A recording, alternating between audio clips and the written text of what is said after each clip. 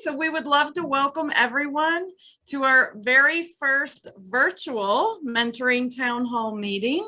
My name is Kate Andriaco. I'm the mentoring coordinator here at Holmes High School. We'll be introducing our staff today, as you can see on our agenda. But just real quickly, just to go over some housekeeping for today's town hall. Like as mentioned, this will be recorded. We do ask that if you are not speaking to go ahead and mute yourselves, just so we don't get the feedback on that. At the end, we have left a lot of time for a question and answer session, since we do understand people probably have a lot of questions, and we will hopefully answer some of those throughout the presentation, but definitely get to your individual questions as well. I do want to welcome everyone today. You guys have been amazing. This goes for our newest mentors, our existing mentors that have been hanging in there for years and years and years, and throughout COVID are still hanging in there remotely, as well as we also have a lot of there's some brand new mentors on the call. So I think this will be a great time for people to even share some ideas, ask some questions. I imagine if one person has a question, there's probably several people have the same question. And we also have a lot of our mentors are following their mentee who is now in grade 6 or possibly grade 9. So you'll get to see the mentoring coordinator that you'll be working with this year and hopefully for years to come. So we will go ahead and get started here. The first thing that I would like to do is just a couple things, just to let everybody know that I'm sure Stacie will echo this, but we again want to thank you so much. Our students definitely, they've always benefited and needed mentors for a variety of reasons. This year, kind of now more than ever, we do find that that extra layer of support has been tremendously helpful to our students. Students of all ages have reported feeling more disconnected, more isolated, just kind of more depressed, more anxious. They may be having a lot of things going on at home. They may be having a lot of things going on in their neighborhood, in the larger community around them. And just to know that they have that extra level support is really beneficial. Covington right now is kind of echoing what we're seeing across the nation in terms of mental health issues are kind of on the rise with students below 18 years old, probably above as well. But in looking at especially the group that we work with, grades 3 through 12, nationwide, there has been a 31% increase in mental health related issues admitted to the ERs that our ERs are seeing. So we know that our students are struggling for a variety of reasons, academically, emotionally, etc. So we're going to give you some information today that we hope you'll find helpful. And I think I saw Ashley type this in. I forgot to mention it. While we are muted throughout this, please feel free, if you think of a question or a thought or some advice or an idea, go ahead, type it in the chat box, and we will definitely address those as soon as we get to the Q&A portion. So without further ado, I would like to introduce to you our Executive Director, Ms. Stacie Strotman. She is a huge, staunch advocate for all youth, especially our youth in Covington, and for the mentoring program specifically. So I just wanted her to, she's going to introduce herself and tell you a little bit about Covington Partners' response to the pandemic. Thank you, Kate. And yes, I do want to thank everyone for taking time to be with us this afternoon. We all have to make a note to ourselves that every Wednesday at noon are the tornado sirens going off in the background. So maybe that's why we started a little bit later than noon, but you could hear them in the background. But thank you all for taking time to be with us. As Kate mentioned, our students need us now more than ever. My Uncle Don would be proud of me for using a blackjack term, but we need to double down on all of our efforts so that our students have what they need in order to be successful in school and in life. And, you know, I was just talking to our superintendent this morning and said, I don't think we've seen even we've not even seen the surface of what issues our students are going to have over the next several months as we thought we were going to be climbing back out of this pandemic, but here we are right back in the thick of things. And so as our students come back to school, we are seeing some of the trauma that they've been through and hearing about the experiences that they've had over the past 18 months. And so for you to take the time and the effort to be matched up with one of our students and provide that extra support for them, that is huge for a student. Our data continuously shows that mentoring is the most cost-effective way to make the difference in the life of a child. And we see that historically throughout the past several years that we've been doing mentoring, that as soon as a child is matched up with an adult, it's like their attendance starts to improve, their grades as well as their behavior. And we see that every year with our students who are matched up with someone great like you. So I do want to take some time and introduce our staff. Ashley McClure is our resource development coordinator, and she also serves as the project director for all of our out of school time programs, which includes our morning, afternoon, and summer program. And she also provides additional support to all of our programs in terms of communication materials, marketing, and just overall guidance to our programs. Kate Andriaco, who started us off today, she is our mentoring coordinator at the high school and serves all of those matches 9 through 12. Before you get to Kate, though, you'll have to go through Crystal. Crystal Harden is our coordinator at the middle school, and she serves the 6th through 8th grade students. I always say Crystal has one of the most difficult jobs, because whoever thought it would be a great idea to put all of these students in the same building when they're going through the most difficult time of their lives, I would like to meet that person, because I don't know why we all thought that was a great idea. But Crystal gets to work in that building. She loves it, and she does a great job with our middle school matches. And then Natalie is working with our elementary programs, and she serves our matches 3rd grade through 5th grade. We were just in a meeting earlier today with a community partner, and Natalie and I were sharing that, you know, we tell folks that give us a 1-year commitment. We know that anything less than 3 months actually is detrimental to the student. So we do ask our mentors, as you know, to give us a 1-year commitment. But what we see is that they start with Natalie in 3rd grade, and before long, they're meeting Crystal and then being handed off to Kate and walking their student across the graduation stage.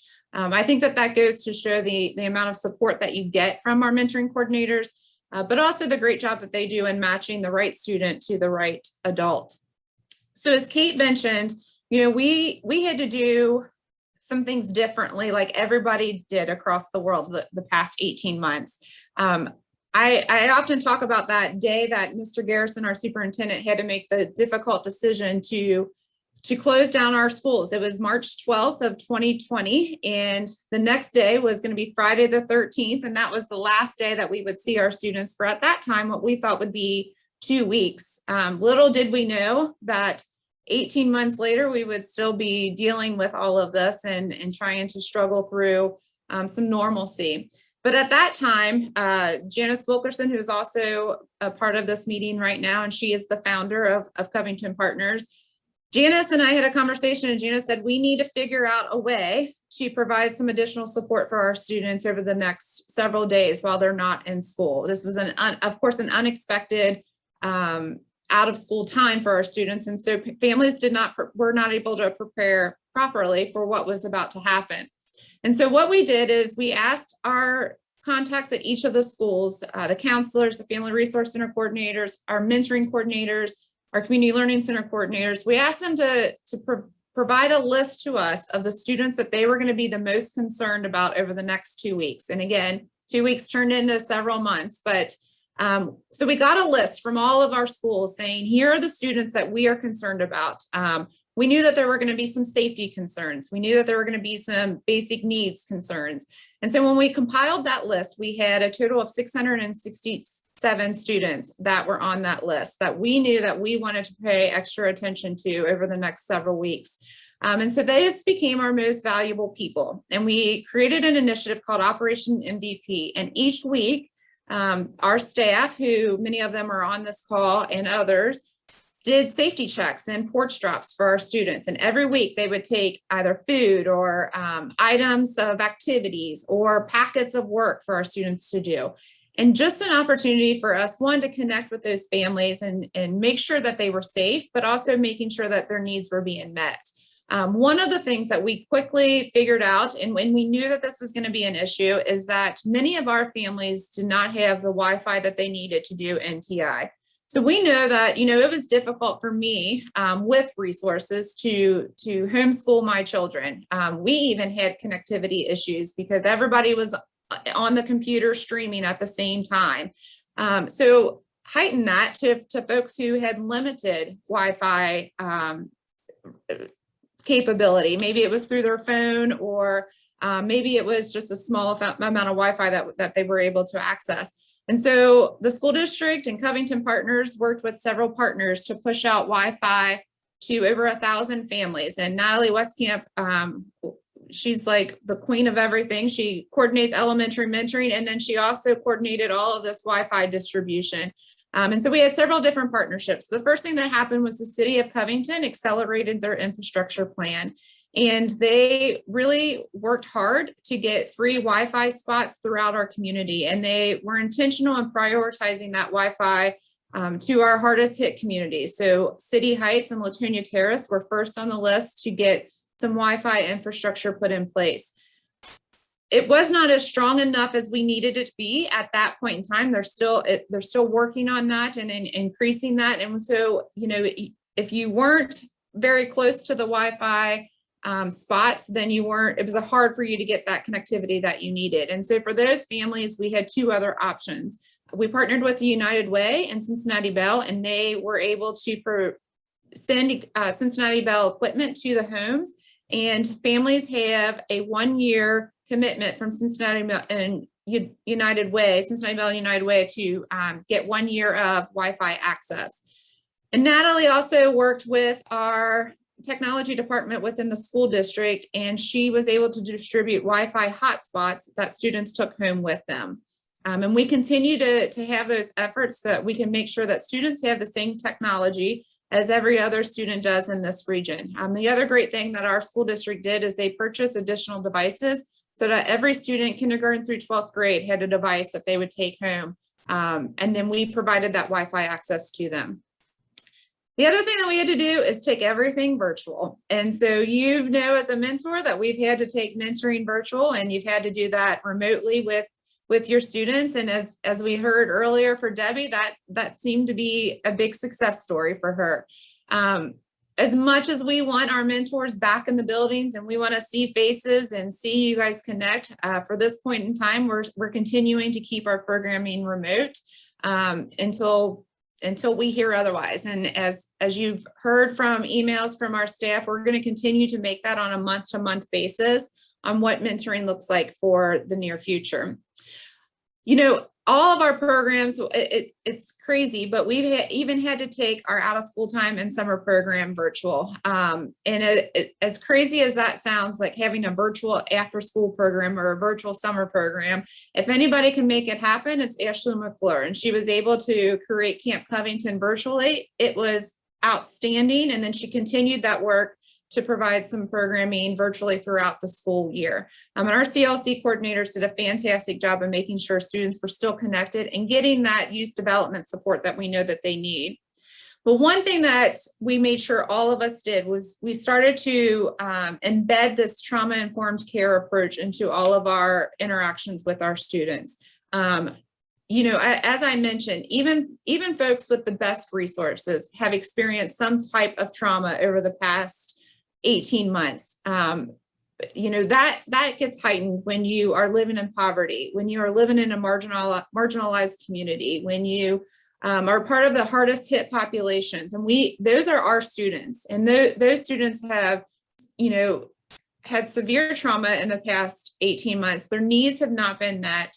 And we want to make sure that type of care is being infused into all of our programming, as well as the relationships between our mentoring matches. And so we're going to get into that a little bit more throughout this town hall. And again, the chat is open, so feel free to ask questions or put some thoughts or ideas in there that we can continue to share. So at this point, I'm going to hand it over to Natalie Westcamp, and she's going to go through some of the mentoring opportunities with Crystal and Kate.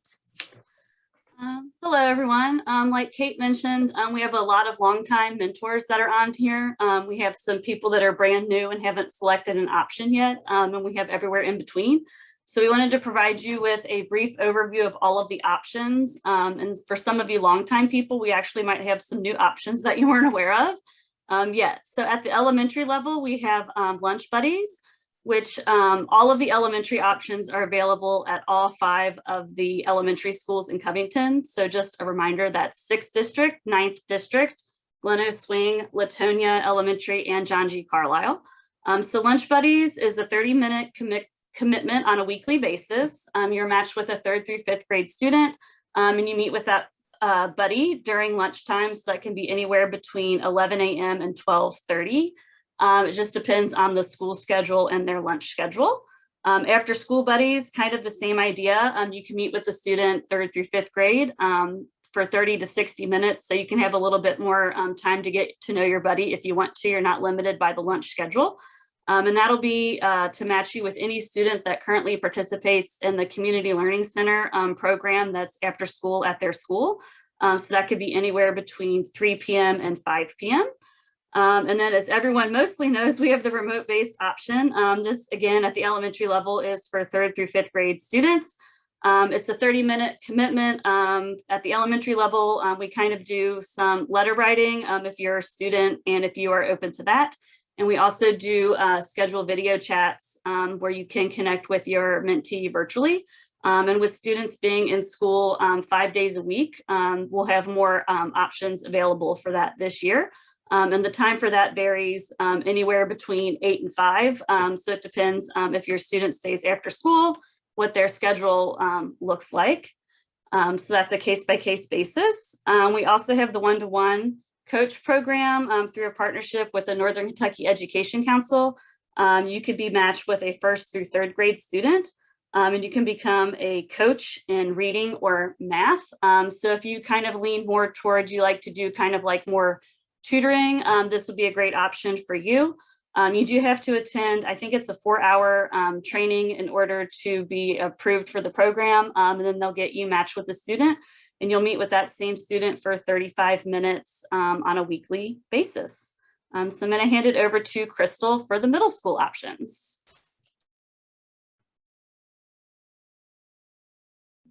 Hi, hopefully you guys can see and hear me. I am going to start with school-based. Typically, we will have matches meet during the school day during a special, which would be gym or computer class, something like that. And it's typically 45 minutes to an hour. You would be in my room meeting with a student. Community-based, typically you're meeting outside the school day with a student. You could be doing activities like going to a ball game or catching a bite to eat, or any number of activities. We do in a normal year try and provide tickets for mentors who are doing community-based to be able to take students to different community activities. For community-based, you do have to have, be screened with a good driving record and insurance on file with us. And then because we are remote right now, as Natalie was saying, I am trying to set up match meetings, virtual meetings with mentors and mentees during their special time. just once a week, and trying to, make it convenient for you and your schedule. I'm going to hand it over to Kate. She's going to tell you about the high school option. Hello. As Crystal mentioned, at the high school, we have school, community, and remote-based as well. We do have a couple of additional new programs. Recently, we have piloted a work-based mentoring program through Toyota and through the Salyers Group. What this is we take a small group of students to an employer's business or organization. The students are able to go once a month for a couple hours and meet with individual mentors there, learn as much as they can about that career field that they've been matched along the career lines. And then the mentor is welcome to meet with the student on alternate weeks, remotely or at school as well. And kind of a brand new program we have begun is our Peer Advocacy Leader Program, or PAL for short. This is a peer mentoring program where students who are juniors and seniors are matched with our incoming freshmen who have just transitioned to the high school to provide that extra layer of support to them as well. And all of our peer mentors and mentees will be meeting in a large group setting, as well as a more individual one-on-one setting while supervised during and after the school day. So we're really excited to get that started. Just a new additional form of mentoring to bring to our students. And next, Natalie is going to give you our highlights. So as you can see, we have a couple of highlights for last school year. The transition to remote-based mentoring that we mentioned, we were able to maintain 142 matches, and they met for over 1,000 hours. And we collected activity logs weekly for that. We also had about 22 senior mentees. And of those, you can see that 87% went on to go to college, with 13% joining the workforce. And you can see the amazing amount of money that they were able to earn in scholarships. And for this year, a lot of these things people have already mentioned. So I'll just highlight the second item on the list. We just finished up the 31 Mentors in 31 Days campaign. We have 37 new people sign up. So we're looking forward to getting those people matched, and a lot of those people are on this call. So thank you for taking the challenge and joining our campaign. And then the one down at the bottom has also not been mentioned yet. So we are trying to have an increase focus on diversity, equity, and inclusion among all of our matches. Back to Kate.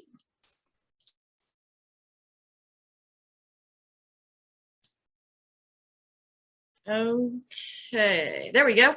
I'm just going to talk to you about some concerns that our mentoring team, our mentoring staff has been hearing, throughout the pandemic, especially. These are issues that have probably always been a bit of an issue, but they've kind of been exacerbated while our students have been in NTI. Some students were in our virtual academy, etc. So just to kind of go over those, number one, we wanted to let our mentors know that you are not alone if you are experiencing any of these concerns about your mentee. We've seen a lot of concerns academically. This is understandable. And just to let you know, we are happy to do what we can as mentoring coordinators to connect you or to connect the student or the parent with their guidance counselor and or teachers to see if they have any extra tips for your individual mentee on how to be more successful. Some of this, like we said, may be issues related to Wi-Fi, devices, all that sort of thing. So we can definitely help sort that out. I know mentors were ordering and running cords to students last year. All sorts of things can be a bit of a challenge. So we're more than happy to just let us know, and we'll do whatever we can to help work that out for your student. Additionally, academically, we do provide at least in the mentoring, or I'm sorry, in the middle and the high school, there will be academic academy. There is tutoring. Many teachers provide this individually, but through our CLC here after school, tutoring is available at the high school on Mondays, Tuesdays, and Thursdays, and the middle school schedule will be coming out shortly as well. We know that you may be concerned about your mentee's family kind of financial state of affairs. This could be due to a loss of employment. This could be, this can happen all the time, but especially during COVID, a lot of our families were hit pretty hard. What we've seen with older students, or maybe the siblings of some of our youngest mentees, is that they have been working a lot. And I think that for a lot of students who were able to do NTI and work, they worked typically 40+ hours a week. So one thing we want to kind of be on the watch for is if your mentee is working, just to make sure that they're able to balance school and work, because school, needs to be a priority. But I know a lot of our students are helping out their household financially. So again, your mentoring coordinator can connect with the resource office, with the youth service center or family resource center coordinator in the building if there are any specific needs, whether the student needs weekly food packs, clothing vouchers, etc. Just let us know. Nutrition and physical well-being. I know a lot of people are worried their mentee may be sitting inside a lot, eating maybe not the most healthy of foods. And just, again, let us know. We're happy to do whatever we can with that. Encourage them to participate either in a sport or, just kind of whatever we can do on our end to help out with that. Again, mental health, that's been touched on. Each school does have increased mental health resources available this year through therapists. We always have North Key in the building, things like that. So please reach out to us. If we don't know the answer, we are always more than happy to connect you with someone who does, get the answer for you, etc. Substance abuse, as well as any sort of domestic abuse within the household, may be occurring. Again, that may be something that's an ongoing issue, whether it's with your mentee or with their family household, or with perhaps they're doubled up with another family. It may be something going on there. And again, please let us know. We know that protective services and things like this maybe haven't been getting as much reported as they typically would when students had been out of school, which is why our staff and other school staff did things like safety checks. But we are here to assist in that process if any of those are issues. You may be concerned, has your mentee, if they're old enough, been vaccinated? Have they been infected? Things like this. We can't technically answer that, but we kind of solve that by being remote based, really, just to keep our mentees safe and to keep our mentors safe. The last bullet point we went ahead and put on here, we cannot answer this. We just wanted to reiterate that we are monitoring the situation very closely. Stacie is with our superintendent and our other staff administration, and we will let you know as soon as possible. We will probably let you know via our emails that coordinators tend to send weekly, but month to month this will be monitored, and this is how we would communicate that to you. All right. Now, how to support our mentees.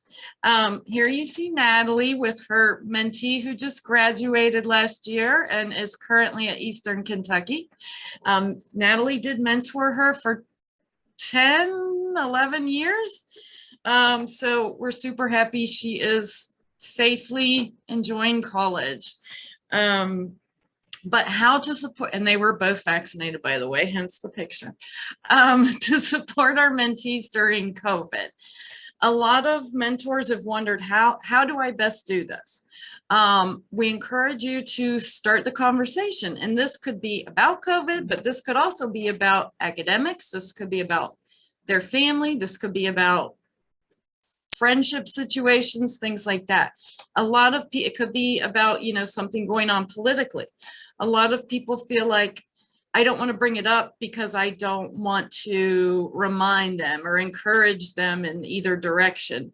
And what our advice to that would be is go ahead and start the conversation. Chances are they're thinking about it anyway, and they may be too nervous to bring it up.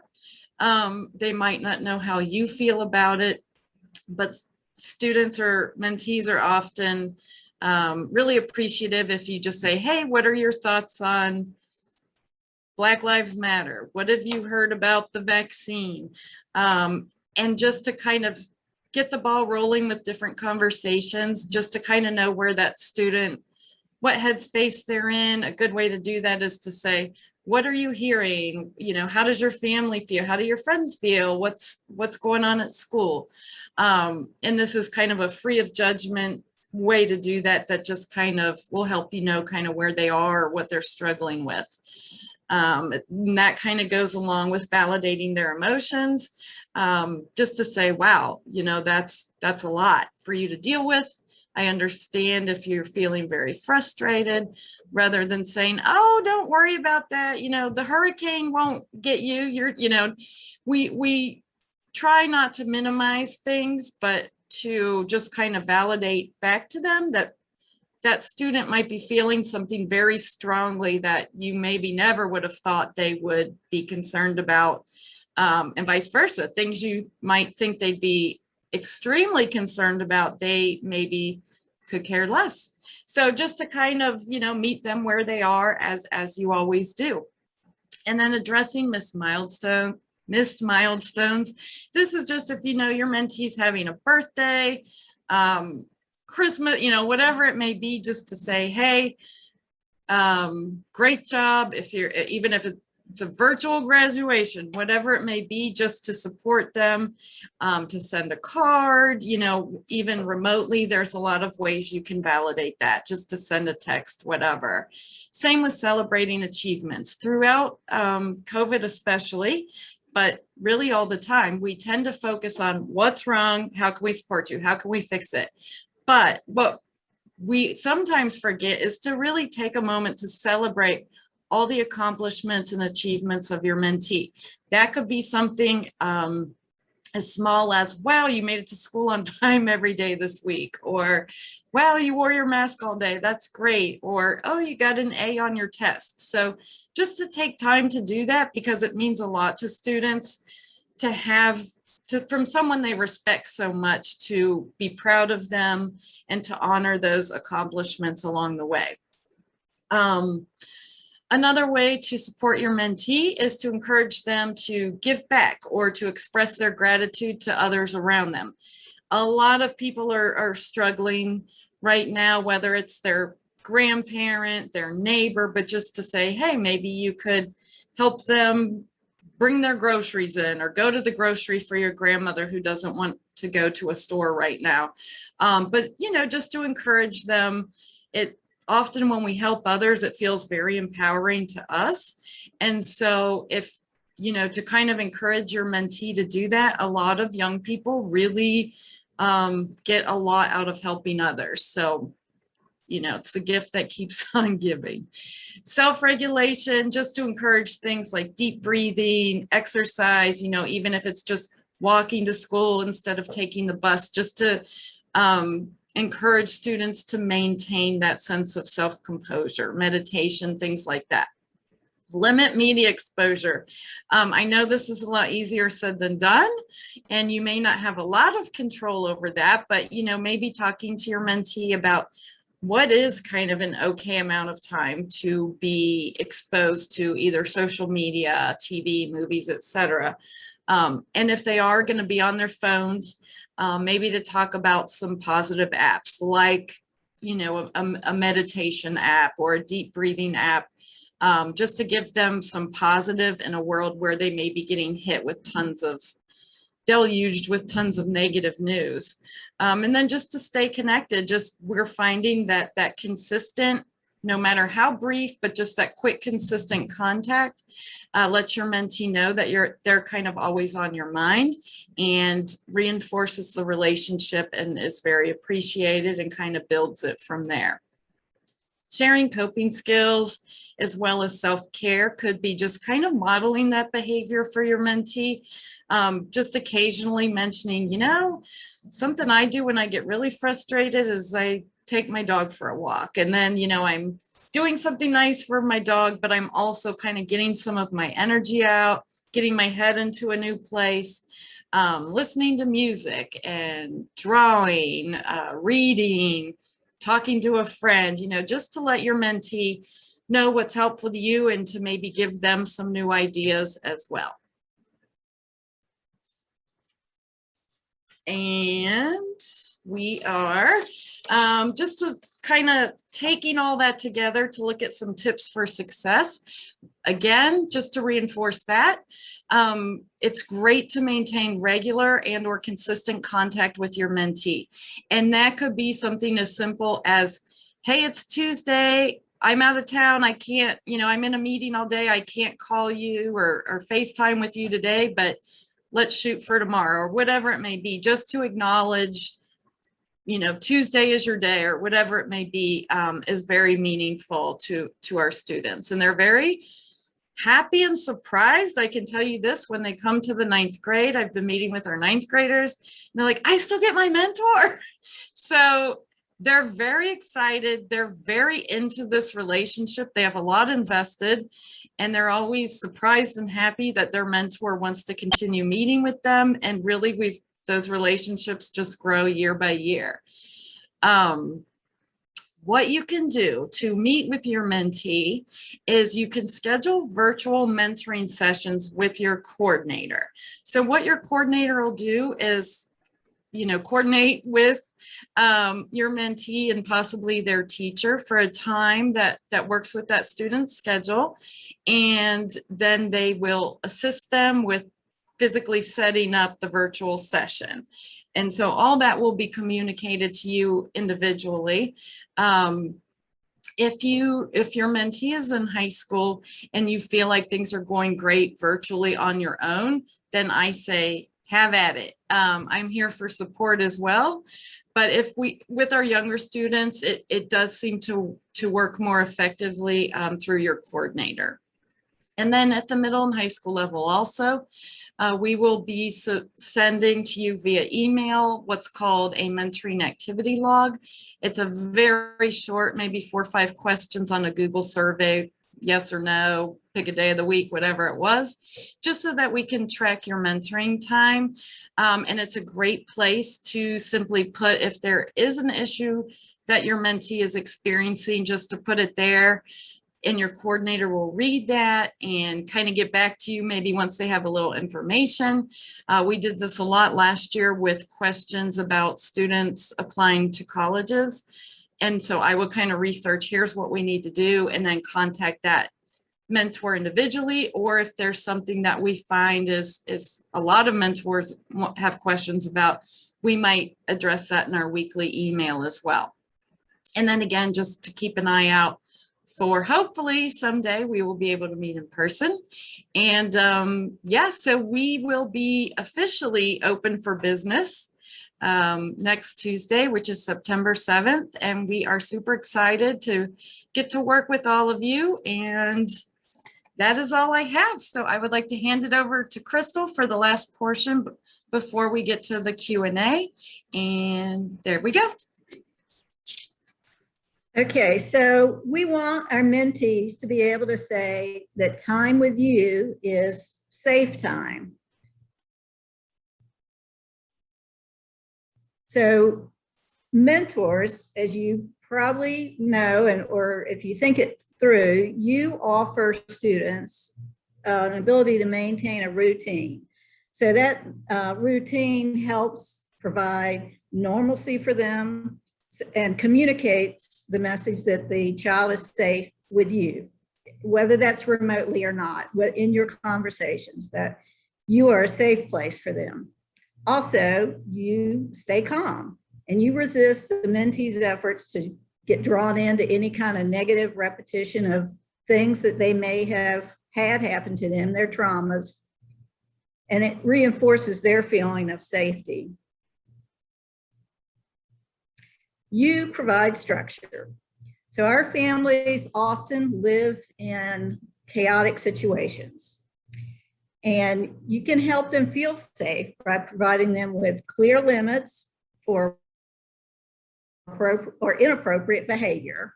And that's, you know, if you see that a student is doing something that they shouldn't be doing, have a conversation with them.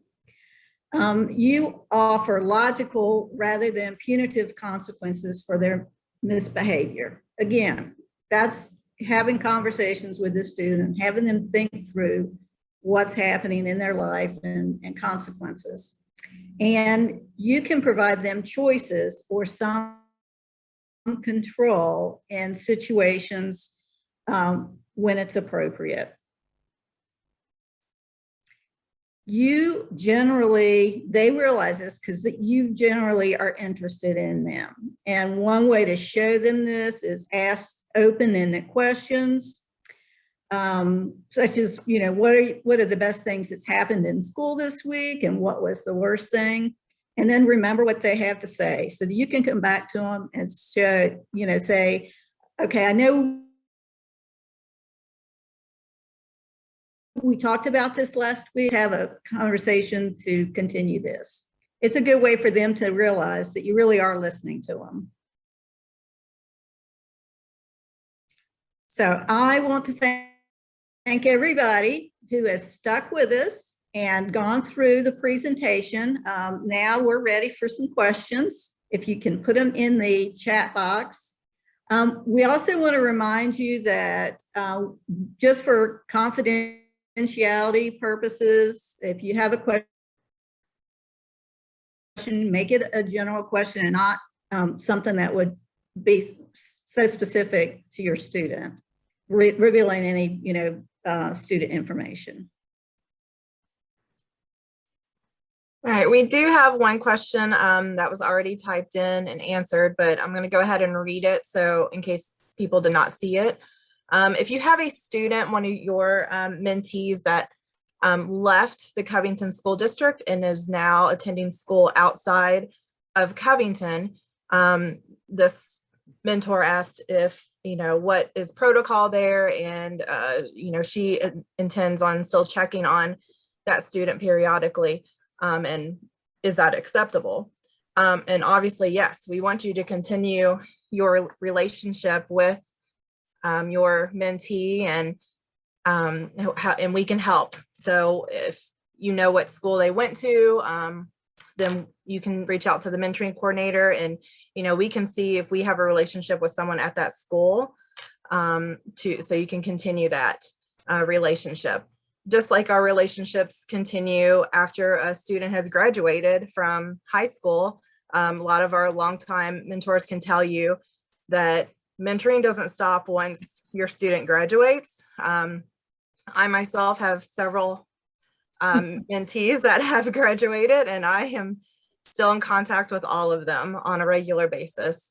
So mentoring does not stop. If you have any other questions, feel free to chat them in the box, type them in the box, or let us know.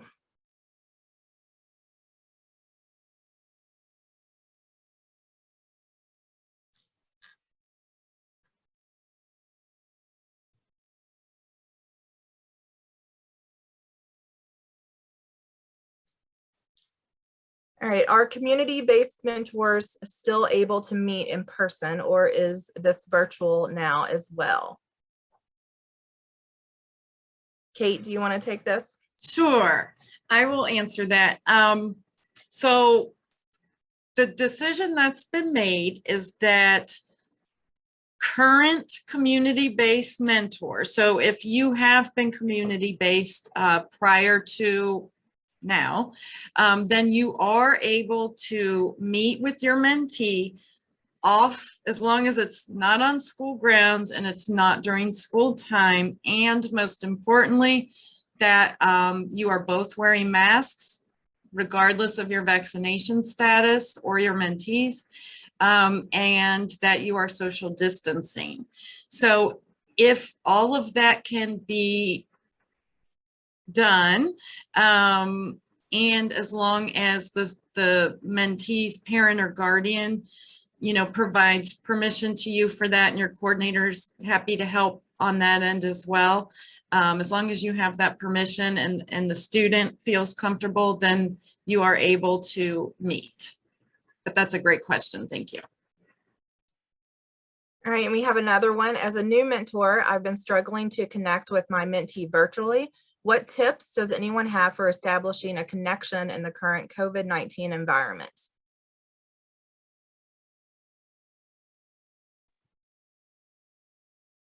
So I know Debbie earlier mentioned that she had great success recently. So I don't, if Debbie, if you're still on here, if you'd like to unmute and talk about your success. Sure. Actually, my mentee is in a text conversation with me right now.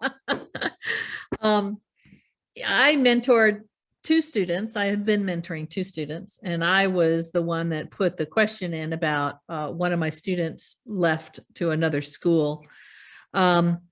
It's interesting because the younger student that I mentored is very outgoing to the point of hyperactively ADD. So, I mean, she'll talk your head off when you're together. But when the lockdown happened, I have had the hardest time over the last year and a half having regular conversations with her. One word answers. She's constantly distracted doing other things. She'd rather be on her gaming than texting or talking on the phone. And unfortunately, we have kind of pulled apart somewhat from lack of contact. She has since moved to another school. I heard from her last night. I told her that I intended on staying connected with her. The other student that I'm currently mentoring at Holmes was very, very quiet when we would meet face to face. It was like, it was crazy trying to get anything other than, yeah, okay, comments from her. And Crystal can be can attest to how difficult it was with her to try to get a conversation out of her. And I felt like I wasn't connecting with her at all. Then she had an issue that happened in her family that I had a similar experience with. And I wound up really opening up to her and sharing her my similar experience. That opened up a door a bit. She was a little more communicative to me. But since COVID happened and the lockdown happened, we're like texting all the time. She's constantly sending me pictures of her. It's almost like that kind of impersonal distance of sending a text or chatting back and forth like that is far easier for her than face to face. She's very, very shy. But in the last year and a half, 2 years, she has just been a chatty Cathy on texting with me. And so we'll get in text conversations that'll last an hour sometimes, just back and forth, or she'll send me, pictures of her new hairdo, or so we stay very, very active. She's had a number of issues that have come up that I've helped her through. And I have a good relationship with her mom because of that. So, you never know how a student is going to change, I think. I went from a really talkative one in person to hardly talking at all in this virtual world. And then one from, who wouldn't say more than 2 words in a row to me face to face. And now we're, chatting back and forth all the time via text. So actually, that particular student is very interested in sports and wants to attend the college that from my hometown. And so we've been in conversations when she gets a little older, me taking her down south and showing her around and introducing her to the college. So, that's all. Thanks, Debbie. And then Crystal or Kate or Natalie, do you have any other tips to add? I can say that we've tried different avenues at the middle school. You know, I tried to connect mentors and mentees by finding games that maybe you can do that's, you know, through the phone, or sometimes if you could do like a write something that the student could add to later. I mean, it wouldn't even have to be something personal about them, but it'd just be like creating a story where the two of you could continue in some sort of communication and in a way that's kind of revealing things about themselves and their interests.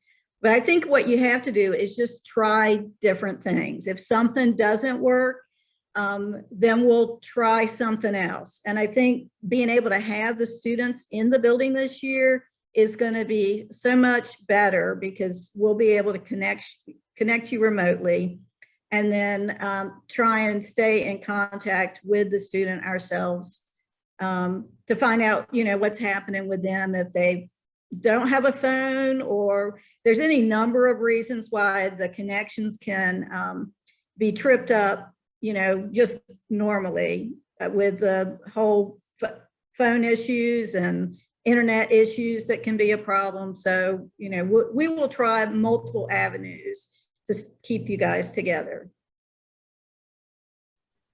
Just to echo off what Crystal said, I think like a big key I found with my mentee is just to be persistent. Don't be a person that just, like, if you can't get a hold of them, just give up. They need to see you that you're someone that's invested in them. So like with one of my students, I normally, when it was in person, would always go on Wednesdays. So just like every Wednesday, like even once we started to be remote, like that's the day that she knew that I would be texting her, like checking in with her, and she kind of came to expect that. And like one day when I forgot, I got like a text like later on, like you forgot, like today was Wednesday, and I'm like, oh yeah, like that's right. So like just to be like consistent. And I know at the elementary level, some of you on here, like we kind of really struggled with like the letters and stuff, getting the kids to write back. But I can honestly tell you, they absolutely light up when I come to their classroom with an envelope with their name on it. And they can't wait to rip it open and see what it is that you have to say. And when I stop by the class to get a student, if they have a scheduled video chat and some other kid is in there, they need to know like exactly like what day is their mentor going to be on the video that they get to talk to them. So just as long as you're like a consistent presence, they really honestly, even if they don't convey it, really do look forward to being able to have someone to connect with, and they feel like it's a special privilege that they have, and it's just adorable, especially at the elementary level, just to see how excited they get when we're walking down to get to the computer. They definitely have a bounce in their step, and it's something that they enjoy doing. I would 100% agree with everything that both Crystal and Natalie said. And then I would also recommend, it kind of depends on the age of your student. But for older students, one thing that I definitely found, and I believe our mentors found throughout remote mentoring, was asking your mentee, how do they prefer to communicate, or how can they most easily communicate with you? For some people, there were things I had never heard of, like Marco Polo, WhatsApp, I'd heard of that. But like, you know, things that we weren't telling our mentors to use because frankly, we didn't know about them. So I would always trust that your mentee is going to kind of be the expert on how they will most likely, most easily communicate back to you. As a mentoring coordinator, I can tell you that high school students do not like to email. Now, I try to change that because we need to prepare them for the greater world outside of high school. But you might have noticed that even typical kind of the teenage employers are texting students. Colleges are texting students. They are sending communication more through text than they are through email. I, talked to college recruiters, and that's just kind of the way things seem to be going. So I had never felt that comfortable sharing, different numbers, things like that with students, but it definitely was the most successful way that our mentors were able to communicate with, at least at the high school level, was through text and honestly FaceTime. Occasionally email. I still get excited when students email me back because you can hit so many students at once. But yeah, I would just check with your student, and for even maybe middle school, younger students, just to even go through parents as well, and see what might work best. That's all. All right, thank you, everybody. It is 1 o'clock, so we want to be cognizant of your time and not keep anyone longer than intended. So if you do have further questions, feel free to reach out to any of the mentoring coordinators or Stacie or myself, and we will help you as much as we can. So again, thank you to everyone for joining us today. I believe there is one more slide, Natalie, yeah, for resources. And again, this will be emailed out. And so those resources will be available to everyone. So everyone have a wonderful day. And again, thank you for joining us.